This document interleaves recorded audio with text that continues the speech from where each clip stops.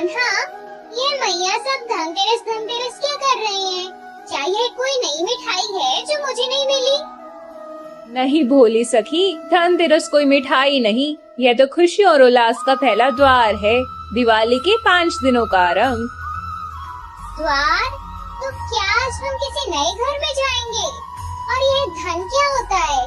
क्या ये ढेर सारे मोतियों का हार है जैसा मैया पहनती हैं? हाँ, एक तरह से द्वार ही है सखी। यह हमें समृद्धि और अच्छे स्वास्थ्य के द्वार तक ले जाता है। और धन सिर्फ मोतियों का हार या सोना चांदी नहीं होता। धन का अर्थ बहुत गहरा है। पर पहले यह बताओ, क्या तुम इसकी कहानी सुनना चाहोगी? कहानी? हाँ, मुझे कहानियाँ बहुत पसंद है। पर इसमें कोई राक्षस तो नहीं होगा ना?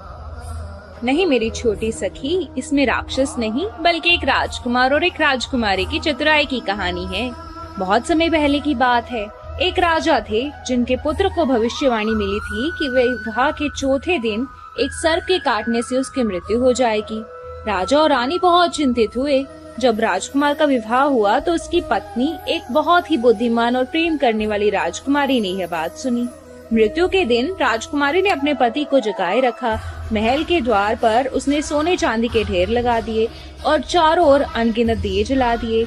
जब मृत्यु के देवता यमराज एक विशाल सर्प के रूप में आए तो उन दियों की चकाचौंध से उनकी आंखें चौंधिया गई। वे उन सोने के ढेरों को पार नहीं कर पाए और सारी रात वहीं बैठे रहे। राजकुमारी की मधुर कहानियां सुनते रहे। सुबह होते ही यमराज को वापस लौटना पड़ा और राजकुमार की जान बच गई। हाँ, तो क्या सारे दिए जलाने से यमराज जी भाग जाते हैं? क्या हम भी बहुत सारे दिए जलाएंगे? हाँ मेरी सखी, इसी दिन यमराज को एक दिया समर्पित किया जाता है जिसे यमदीप कहते हैं, ताकि हमारे प्रियजनों की अकाल मृत्यु ना हो और उन्हें लंबी आयु मिले। इसी कथा के कारण धनतेरस पर दिए जलाए जाते हैं और लोग कुछ नया खरीदते हैं, खासकर धातु की चीजें, ताकि घर में सुख समृद्धि आए और अनिष्ट दूर हो जाए। इसी दिन भगवान धन्वंतरी का भी जन्म हुआ था, जो देवताओं के वैद्य हैं। इसलिए हम स्वस्थ रहने और निरोगी जीवन के लिए भी प्रार्थना करते हैं। यह हमें याद दिलाता है कि हमारा शरीर ही हमारा सबसे बड़ा धन है। तो हमें कैसे मनाना चाहिए कान्हा? क्या मैया की तरह सारे बर्तन साफ करने चाहिए? हाँ, घर को स्वच्छ रखना तो बहुत जरूरी है सखी, क्योंकि लक्ष्मी वही आती है जहाँ स्वच्छता और पवित्रता होती है। हमें अपने घर को सजाना चाहिए, रंगोली बनानी चाहिए, दिए जलाने चाहिए। खासकर सरसों के तेल का एक बड़ा दिया यमराज के लिए घर के बाहर जलाना चाहिए। और कुछ ऐसा खरीदना चाहिए जो हमारे लिए शुभ हो, चाहे वह एक छोटा सा सिक्का ही क्यों ना हो। यह हमें नई शुरुआत और सकारात्मकता की ओर प्रेरित करता है। धन्वंतरी भगवान की पूजा करनी चाहिए और स्वास्थ्य के लिए प्रार्थना करनी चाहिए। तो फिर धनतेरस हमें क्या संदेश देता है कान्हा? क्या सिर्फ दिए जलाना और कुछ खरीदना ही?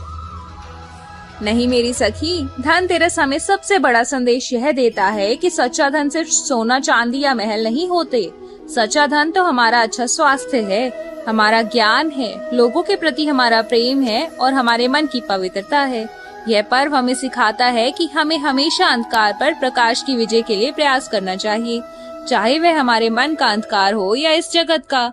जैसे उस राजकुमारी ने अपनी बुद्धि और प्रेम से राजकुमार की जान बचाई, वैसे ही हमें भी अपनी अच्छाई से बड़ी सी बड़ी मुश्किलों को टाल सकते हैं। इसलिए मेरी प्यारी सखी, जब तुम कल दिए जलाओगी तो सिर्फ बाहरी रोशनी से खुश मत होना, अपने भीतर भी ज्ञान और प्रेम का एक दिया जलाना। अपने मन को साफ रखना, अपने बड़ों का सम्मान करना और सबकी मदद करने की भावना रखना। यही सच्चा धन है जो तुम्हें हमेशा अमीर बनाए रखेगा। जब तुम्हारा हृदय शुद्ध होगा, तुम्हारा स्वास्थ्य अच्छा होगा और तुम्हारा मन ज्ञानवान होगा, तब तुम दुनिया के सबसे धनी व्यक्ति होगी। हर दिन को धनतेरस की तरह जियो, जहाँ हर पल कुछ नया सीखो, हर पल स्वस्थ रहो और हर पल प्रेम बांटो। यही जीवन का सबसे बड़ा उत्सव है। धन की ज्योति जले घर घर, स्वास्थ्य का वरदान मिले, लक्ष्मी संग धनवंतरी आए, सुख समृद्धि का विधान मिले। जो भीतर का धन संभाले वही सच्चा धनवान कहाए। प्रेम करुणा से जो जीवन सींचे वही जग में यश पाए। राधे राधे।